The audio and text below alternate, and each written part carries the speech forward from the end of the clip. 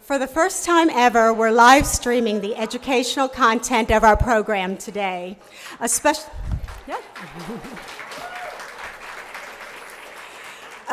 thanks to our sponsors, Shepherd Audiovisual, for partnering with us. As many of you know, our Southeast chapter spans further than our Atlanta members. This innovative addition allows our members from surrounding states and cities to join us for our program today. Thank you for joining us, and we encourage you to ask questions. Good afternoon, everyone. My name is Michelle Harding-Lorber. I am Senior Sales Manager at Allied PRA Atlanta, and I'm also your Programs Chair for the PCMA Southeast Board chapter. And I am here to welcome our speaker today, Miss Annette Gregg. Thank you so much, everyone, for joining us on the live stream, and thank you, of course, to all of you being here in person today, especially with the weather. Annette has an extensive background in the meetings and hospitality industry. She's served in the executive level positions for many corporations, associations, and nonprofits. Since 1995, she has also taught at several universities and is currently the program advisor for San Diego State University's Meeting and Event Certificate Program. She was actually elected Instructor of the Year there in 2009. Annette has delivered hundreds of keynotes and workshops on a variety of topics such as communication skills, branding and marketing, negotiation, and professional development. In 2016, Annette was named to the MeetingsNet Changemakers list and awarded Planner of the Year for MPI San Diego. Annette is a member of the PCMA Southwest chapter, and she served on the board as education chair for that chapter. Annette is Senior Vice President for Allied PRA, and we're so lucky to have her with us today. Please welcome Annette Gregg.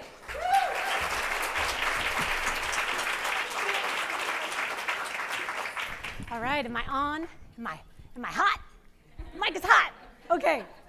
Well, hey, everybody. Thanks for having me today. I am a San Diegan, so I was watching that Atlanta video with a lot of stadium envy, because we have not figured out our stadium problem and we don't have a team anymore, so maybe I'll be a Falcons fan now. But I do want to thank you for having me. I have been talking about experience design for the last few years for a few reasons. You can call it a mission that I'm on, but I entered the meetings and events world in 1994, and I was an association planner for a 30,000 person annual meeting we'd have, a food marketing association, and we had see if this sounds familiar, right? A huge trade show floor, 1,000 booths, and we had 3 hours of content on the main stage every morning, and then we had a few hundred breakout sessions in the afternoon.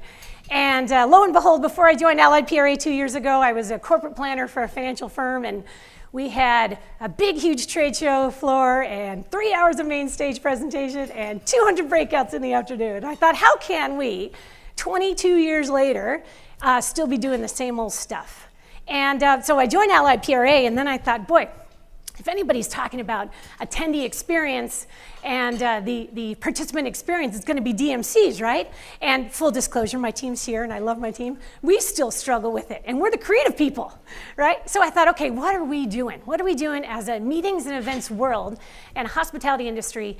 Maybe we're just making it a little too complicated. So my goal today is to give you just a few, maybe half hour, 45 minutes of just the kind of the theory around, it's called human-centered design, it's called experience design, there's a whole bunch of words for it. And then we're gonna maybe do a few exercises. We have some handouts if we have some time. At least I'll introduce you to the tools. Maybe you can take them back home and use them with your teams.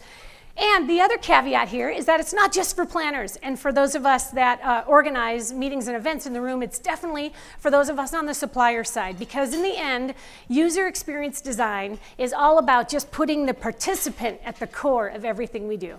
Not the CEO, not the budget, not the location, but the participant. So you guys ready?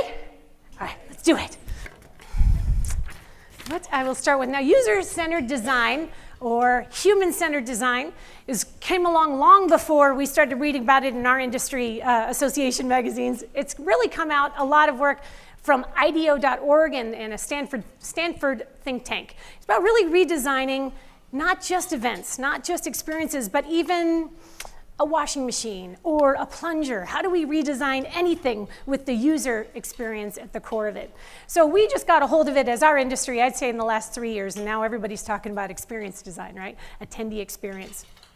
What it is not, and this I was happy to hear, it's not about being more creative. Because I don't necessarily think I'm the most creative person in the book, and so I thought, boy, this is just for people with master's degrees. Or user-centered design, experience design, is about an approach to our work. It's not about being more creative. So we can all exhale. It's not about better linens and florals. It's also not something that we need an advanced degree. You don't need 5 days of training in. It's really just, again, more about a mind shift and an approach. We had about 15 of us in the morning session today, and we dove into 2 tools that we really start diving into what this is all about, and it's not easy. I will say, my last job, I had a team of about 12 meeting planners, and we introduced this work, and I'd say about 2 of them really bought in toward the end. And the other 10, it was a little bit difficult to get the heads beyond the logistics. And the quick caveat I'll say is logistics are super, super important. Details are paramount in the work that we do. And at the same time, I feel that we can elevate our conversation and talk about the attendee experience as well. So I'm not going to say everyone's a disciple of this stuff, because it does move us out of our comfort zone a little bit, those of us that are more traditionally used to the regular logistics approach. Okay, so what is UX, user experience or experience design? It's the practice of designing products, processes, services, events, omni-channel journeys, this is super wordy, right? And environments with a focus placed on the quality of the user experience and culturally relevant solutions. So you heard Michelle say that I teach at the university, so this is interactive. So what words stand out to you? Yell them out. Environments, right, really good. Omni-channel, good. Designing, absolutely. Think design, not creative, but think architect as a designer, right? How do we architect these experiences? Good, what else? Relevant, thank you. Yes, what do we mean by that? It's relevant to whom? To the attendee. It's not just relevant to our CEO or to whoever's holding the budget, right? It's got to be relevant to the people in the audience.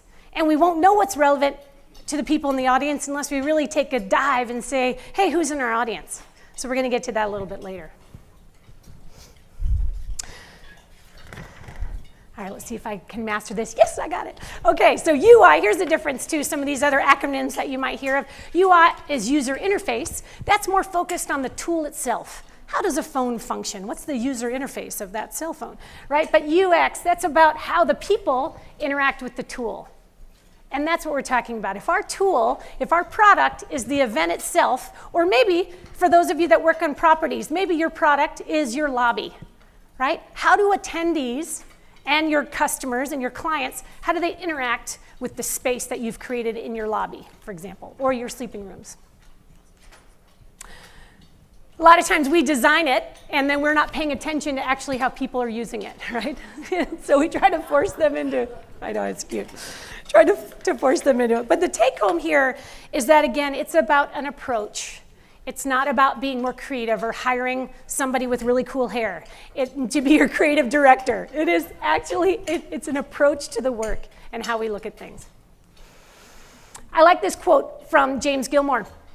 He wrote a book called The Experience Economy, which is really, it's probably over a decade old now, but he was spot on. And he's done a lot of work with fans, sports fans. And I think we in our industry could learn a lot from how, if you look at your beautiful new stadium, the attention they took to that they paid to how the fans are interacting with that space, we could probably learn a lot from that in our events.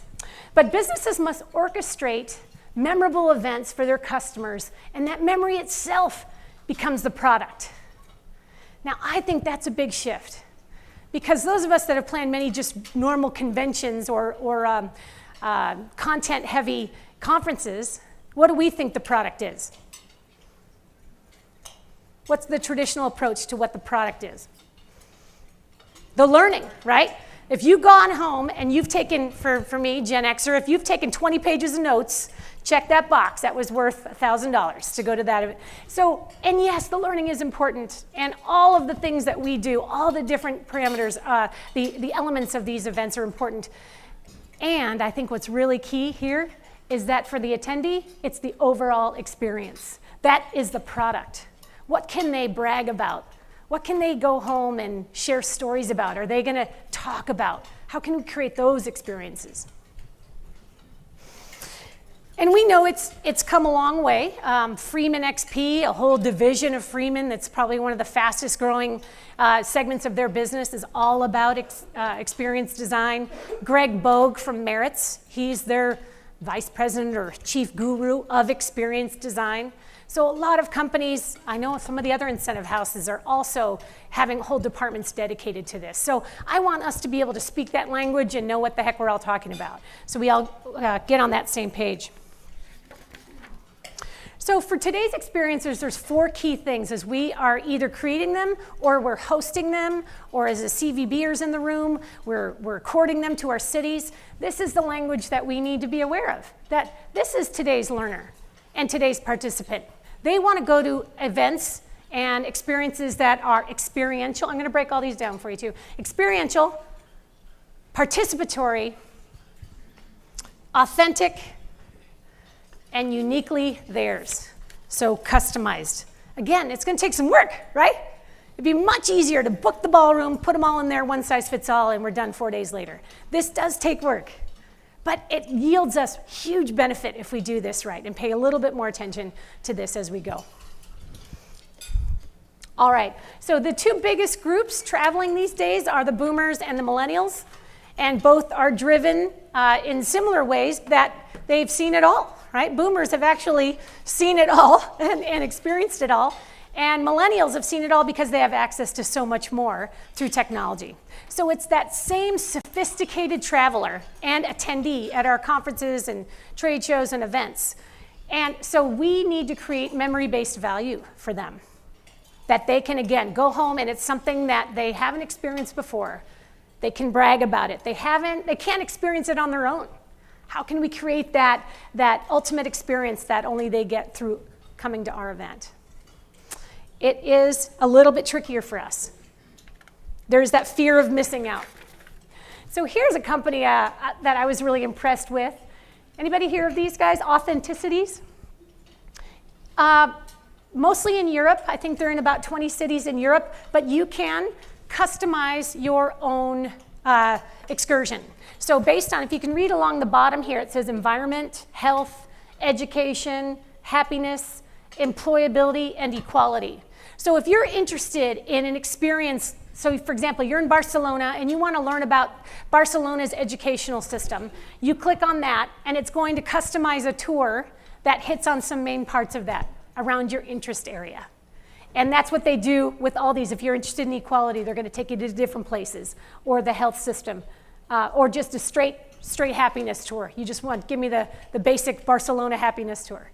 Fascinating, right? Authenticities, local, authentic, and steady. So here is customizable and authentic and experiential, right? Because you get to create it any way you want it. Takes some work on the back end for this tour agency, but definitely stands out from anything I've seen. All right, who knows what this is?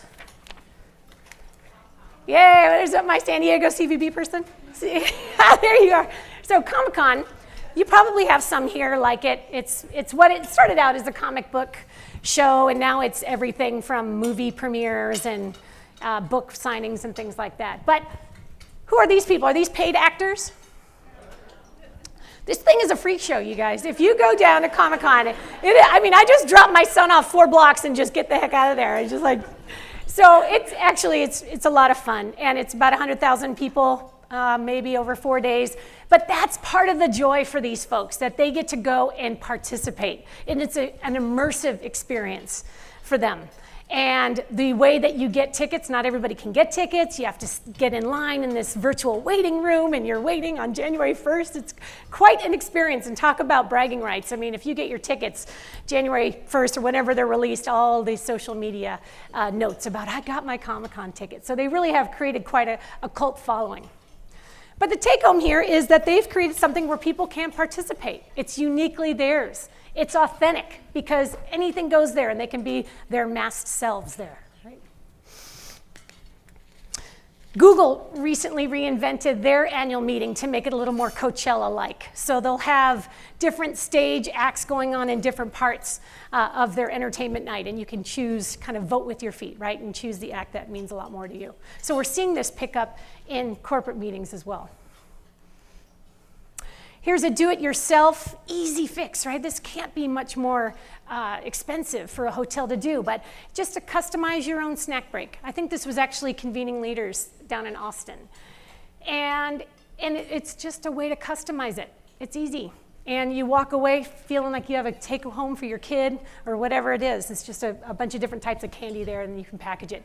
And we did a similar an incentive program at my old company where it was just an open marketplace with little things that were local to that area. So they could go and pick their incentive gift based on their preferences. We don't know if every one of the 500 women there likes turquoise jewelry, so we gave her 5 choices of things, right? And whatever else appealed to the guys. So yes, more work on the organizer's part, for sure, but at least it was more relevant, back to culturally relevant, to whoever was choosing their gift.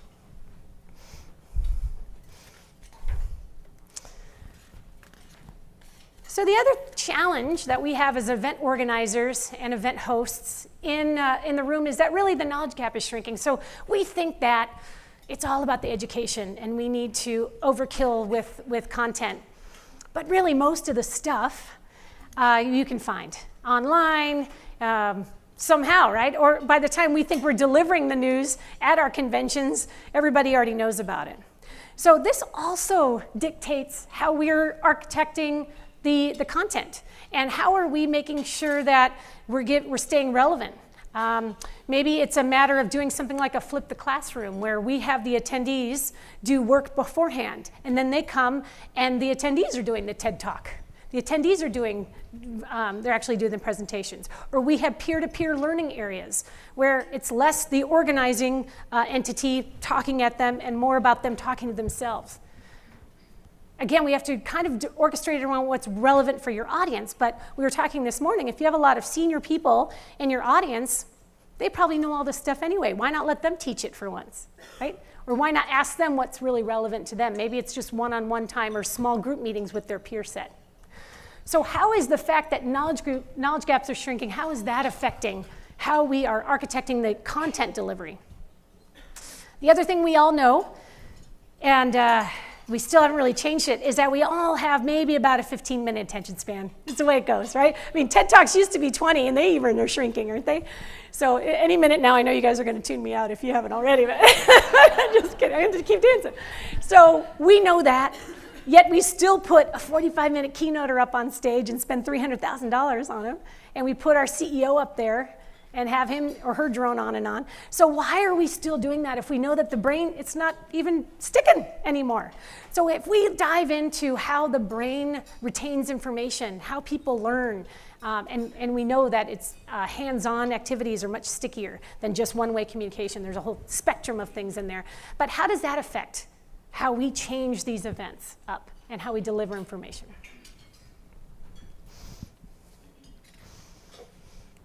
At the very least, we should be delivering cutting edge at our events.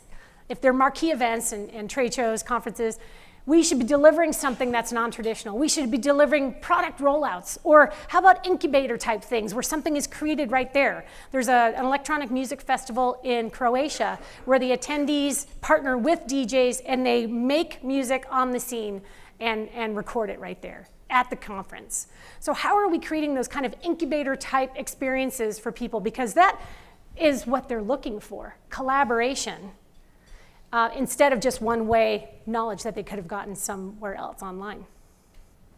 The other thing we know about our audiences is that 56% of Americans engage in another digital activity while they're in our audiences.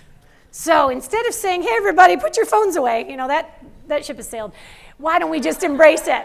Why don't we just say, we get it, you have work to do, and we know you're balancing a home life too, or whatever it is. Why are we not engaging them electronically while we have a talking head up on stage?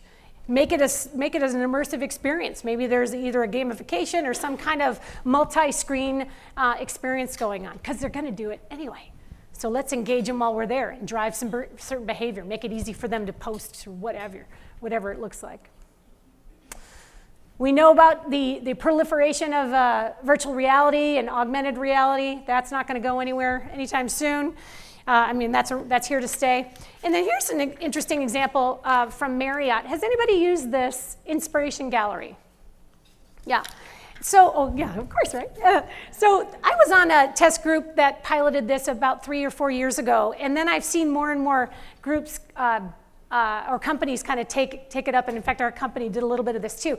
But it goes back to the Pinterest idea, where you as a planner can customize what you're looking for. It says, so on the end here it says meeting purpose. So you'll go onto their meetings imagined website here, and you'll say, hey, I want to celebrate, and I want this type of theme or this type of color scheme, and I want it in this type of area. And then it'll pop up all the options for you, and you can kind of play with the tiles and the design tiles. So again, just an example of back to it needs to be uniquely theirs, and they want to create it for you instead of us as suppliers saying, okay, here's the one-size-fits-all package. Give the power back over to the event organizers. Let them create it. Again, creates more work on the back end, but there's a differentiator here for Marriott. I haven't really seen this in anyone else. Here's another thing. It happens to also be Marriott. I'm not paid by Marriott, but here's another thing that I found interesting. One thing they're beta testing is this shared space in some of their hotels, especially in Europe. So what it'll be is 4 suites, and then there's a shared common area. So back to the focusing on design around your user, they realize that people traveling in the millennial age group and even in boomer age group, they want more common space for collaboration and just socializing. So they're redesigning some of their hotels around a group of suites so they travel and collaborate together. Whether you're traveling with a family reunion or you just want to talk to some people and you don't want to go down to the hotel lobby by yourself because that feels too ominous, but you can go out into this shared suite with 3 other folks and say, hey, where are you from? Interesting. We recently did a Marriott's program last year where they let the attendees choose. It was in Southern California, and they said, okay, are you interested? This was a financial incentive. They said, are you interested in health, family, unscripted, or art? So after the attendee went in and chose a path, then it took them down different options throughout the whole 3-day experience. And again, a little bit more work on the back end for the DMC, but it was great because the attendee got to choose their experience. And really, there were times where they all came together, some of the night functions, so they all overlapped, but it spit out a customizable itinerary based on their interest area. Not that tough to do.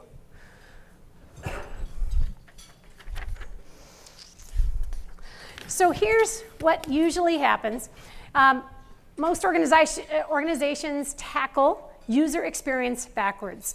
So we'll start down at the bottom usually, and we'll start with systems and resources. What do I mean by that? What's an example of a system or a resource? Yes, exactly. Budget. What's the budget? Don't most of us start there? You don't have to admit it, but we do. But what else? What else do we start with? Where are you going? Where are you booked? What'd you do last year? Right?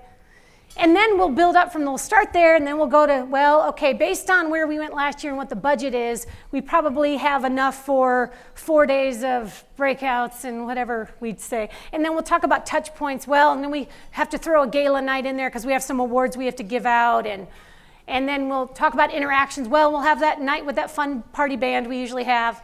And because they like to dance, our group's a dancing group. And then we'll, in the end say, oh, boy, I hope we get a 4 out of 5 on that attendee survey. I'm talking to me too, because I've done it too. I've done 25 years of doing this. And I feel like we can do better as an industry. And we have to do better because our audience needs are changing. I think our audience demands more. So what I'm proposing, user experience design, is that we flip the order of how we approach these things. So I'm hoping we can get to a time when we start with the experience discussion. Let's take a step back, and before we ask the budget, we say, hey, talk to me about your audience. And what do we want them to really feel when they come to your annual conference? What do you want them to feel about the company, about the products, about the exhibitors? What do you want them to think? That they're at the #1 cutting edge, that they've aligned with the right partner, that this event can't be missed, right? That they're lucky to be here. And what do you want them to do? Think, feel, and do. What do you want them to do when they're here during the conference? What do you want them to do after the conference, right? Because that conference life cycle continues beyond those 4 days. So maybe we start with that conversation. Then, if we have think, feel, and do talked about, then we can talk, okay, what interactions do we as meeting organizers, and even, quick caveat here, because I know half of us are suppliers, those of us that work in hotels and CVBs, all of this relates to process as well. And I challenge our own team at Allied PRA, okay, what experiences, what do we want our customers to think, feel, and do as they're interacting with us? Well, if we want them to think that way, let's make sure all the downstream touch points support that. So I'll get to that in a second. But what interactions at this conference need to support the way that we want the attendees to think, feel, and do? What touch points from the very first announcement that the annual meeting is going to be at the Whitley in Buckhead, that very first announcement, did I get it right? Okay.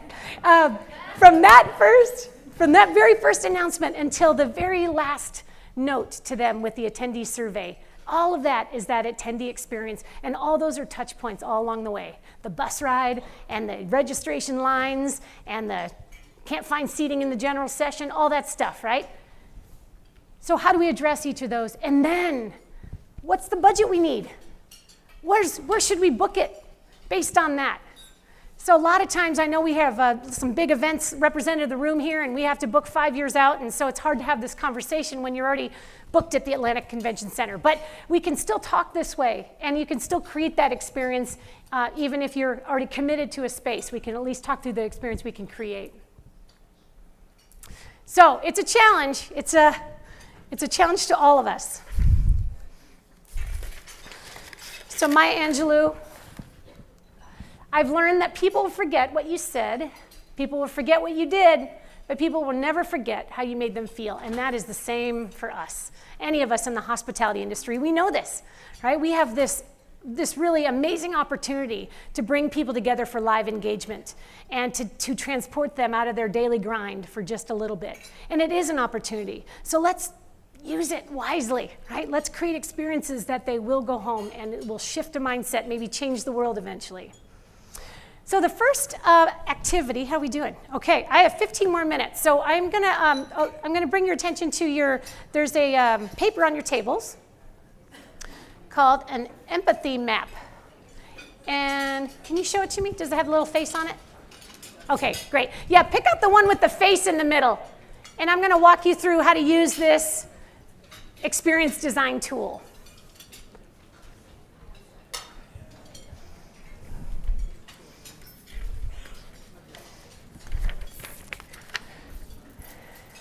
So an empathy map, this is a great tool to take home, and these are free online. If you just Google empathy maps, it's just a UX tool. It's not an Allied PRA tool or anything. It's really not even event related. It's just an empathy map that's been around since UX really came online a few decades ago. But the good parts, here's how I've used the empathy map. I've used it for team conflict.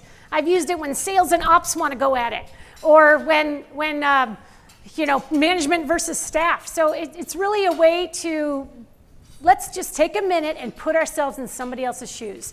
Because the challenge is, we think we know, right? We think we know, and we make judgments about things, and then we'll design a whole conference based on what we think we know. So I have used it also for conference design. I've put an exhibitor, for example, at the center of this and broken down the conversation. I've put a longtime association member at the center of the empathy map, or a first-time attendee is another good person to put at the center of the empathy map. So how you use the empathy map, that's called a persona in the middle, and you pick a fictitious persona, and you actually give him or her a name. So it's not an academic exercise, but you really are trying to make it a personal exercise. And you say, okay, I'll give the example used in the morning. This is Julie, and she's 23, and she's a first-time attendee at Convening Leaders. And she's just joined PCMA, and it's her second job out of college, but she's brand new to the hospitality industry. So if you think about the things, if you look around the map, right, it talks about what are the things that preoccupy Julie's day? What is she hearing? This is outside of her attendance at the meeting, but just in general. You know, she works at a hotel, you could say. What are the things she's going through? What is she hearing from her boss? What is she hearing from her coworkers? You're in what? What do you do? You know, what's meeting planning? All that stuff. And what is a win for Julie? And what's a loss for Julie? What are the pressures? So if you can see, we won't do that together, but you can see the value of taking 10 minutes to just go around there and saying, okay, let's really get to know what someone like Julie is dealt with. Because then we, as meeting and event organizers or hospitality industry suppliers, we can address the need. But we can't address the need if we don't pick apart who's in our audience, and that's the importance of empathy. So my suggestion to the morning group, and I think it's probably a good place to start, think about the meetings and events that you all are involved in, even if it's on the supplier side, and think through, okay, who are the major groups in my audience? Probably 2 to 3. And I know for my company I just came from, it was in the exhibitor group. We knew we had to redesign that experience because it was just old. So we did one for the exhibitors, and we did one for senior level financial advisors because we knew their needs weren't getting met at our conference anymore. And then we did one for first-time attendees. So then after we did the empathy map and really understood those personas, then we went to the second tool that's on your table, which is called an experience journey map. And it's another key user experience tool where you do some heavy lifting, but you think through all of the touch points involved with your customer attendee interaction. And whether, again, you could even do it if you think about a hotel experience and you're on the hotel side. Think about how your website is to maneuver around. What's your signage feel like? What's your lobby experience? Let alone the sleeping rooms. We'll get to those later. What's the lobby bar experience? All those touch points you break down on the experience journey map. And for us on the event organizer side, pretty self-explanatory, right? Before your meeting an event, touch points would be like your announcement email, your registration experience, getting on the bus to go to the airport or getting on the bus from the airport, things like that. Then all the experiences during the event, and then all the ones after. And then you take a real hard look and you say, okay, are these good, bad, or neutral experiences? If we were to be honest with ourselves, killing them a PowerPoint in the afternoon, it's probably bad. It's probably bad.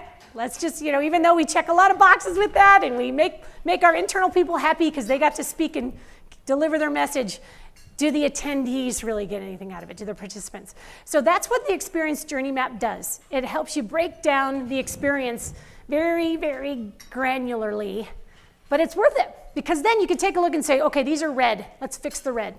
We have a 45-minute transfer from the airport to the resort for the incentive. We got to fix that. We got to do something on those buses because they will show up and they'll be frustrated. So that's a quick hit, right? So those two tools, I think, are really good places to start with introducing experience design into your teams or even to some of the work that you all do. So when you think about how does it feel to do business with us, because back to my Angelou, right? That's how people are going to remember us. How did they feel when they walked away from the conferences we planned? And they walked away from that experience? How was the process? How were the people that they interacted with? Did we use so many acronyms that we isolated them, right? Poor little Julie who's new to the industry, who doesn't know what all these acronyms mean. How our pricing? We want to be user-friendly, but we're really rigid on this is the late fee. So examining all the different aspects, that's part of user design too. These are touch points. And I see some of you taking pictures, which is great. Just I'll give you my card and I'll send you this deck so you can have it. And I also have an experience design handbook that I will give anyone. And please send it to as many people as you want because I am on a soapbox here about this journey. All right, so I'll end with this good-looking guy here. I told you, with the crazy hair, right? Jesse James Garrett wrote a book, Elements of the User Experience. The responsibility of the designer, us, experienced designers, is to step out of their own perspective and really exercise their empathy and really completely immerse themselves in the point of view and the psychological state of the person who will be using the product. So I realized, Keith, I forgot my video. So I'm going to play it now, though, because it's a cute video. I want to give you an example of a recent main stage presentation. I was an attendee myself. Maybe some of you were at this. I won't tell you what it was. But I thought they did a good job at adjusting, instead of the talking head main stage, it's about 2,000-person conference. They thought about the experience. And the term edutainment might be one that some of us have heard. And I thought this was a good example of edutainment. So here we go. So there are many different types of meeting professionals. Some focus on the minutia. Some are more tech-oriented. Some can plan an entire event from their cell phone.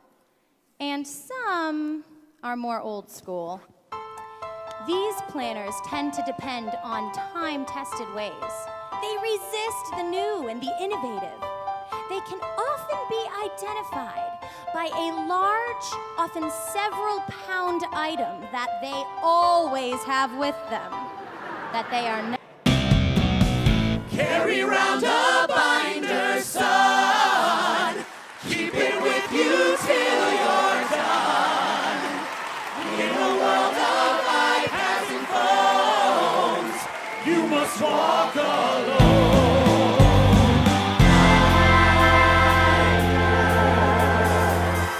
We all deal with daily on-site confusion. We use every tool to find a solution.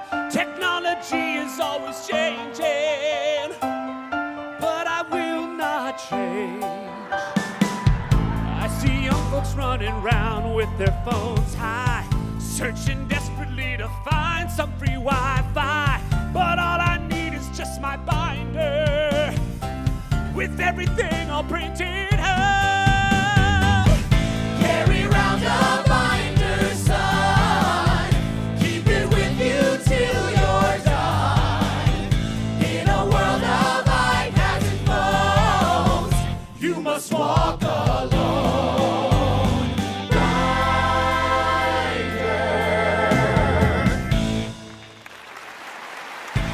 I really like that example because so that's the water coolers, and they meet with the event organizers and they really take a deep dive on who's in your audience, and then they'll customize a song around your audience. So I thought that's perfect because I'm a binder girl, right? So I get it. But I want to stop there.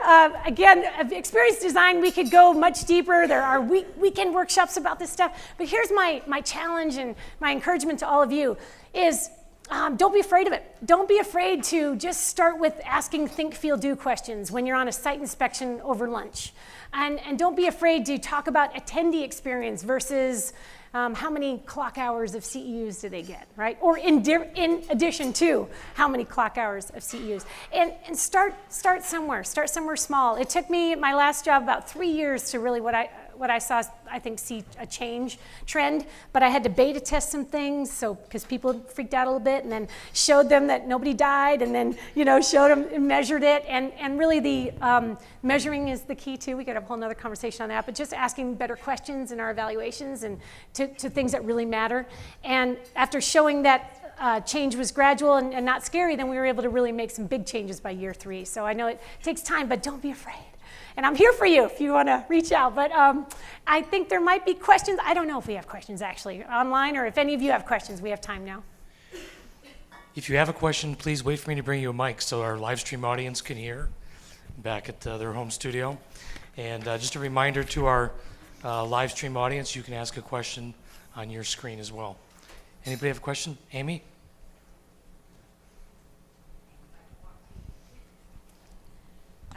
Thank you. Hi. Hi. First of all, I want to thank you for adapting the presentation to the different members that we have in the audience. So talking about it from a CVB point of view, both supplier and event architect design point of view as well. Thank you.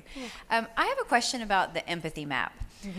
Obviously, empathy means putting yourself in someone else's shoes, but is there a way to adapt that to problem solving for yourself? Boy, I have never thought of that before. I would think so. I think really the beauty of it is just taking the time to think through to things. focus on it. And so those, the empathy map has 4 quadrants and then some more questions at the bottom. But I think it would actually work, Amy, because you just put yourself in there and you think through, geez, what am I hearing? What are my pressures that I'm dealing with? And it's actually, I'm really liking this idea now that you said it, because how often do we take the time to really do that? We just keep on moving, especially in this industry, right? Keep on moving to the next event, keep on moving to the next thing that's coming in-house at the hotel. And so I really do like that idea. It might be a nice introspective opportunity. Good idea. Anybody else? Let me give you two thoughts too. So if you like this stuff, I would Google, Marriott has done a lot, well, Gregg is kind of a guru with or without Marriott. He himself has done a lot of writing on this, and he's a really good resource on it. And then there's another couple guys that launched something called the EDC, which is Event Design Canvas, Rule and Rude out of Europe. Now their thing is a 2-day immersive workshop, suppliers and planners, and it's not cheap, although it is deep dive on this. So you can check that out if you're interested in learning more. You can Google both of those resources for you. And again, like I said, I'm open to, I always like talking about this stuff, so reach out to me and we can hash out more ideas about change management or anything else. Anybody? All right. Well, good. I look forward to hearing your success stories. Thank you. Thanks so much. Thank you. Thank you so much, Annette. We really appreciate you. I wanted to remind you that we do have surveys on your tables, so please take a few minutes and fill it out. We really value your opinion, and it helps us for planning as we go into the rest of the year. I'd like to thank you all for coming today, and we do look forward to seeing you at the Cycle Bar at the end of the month. Please sign up for that, and also for our May event that's coming up. Thank you for coming.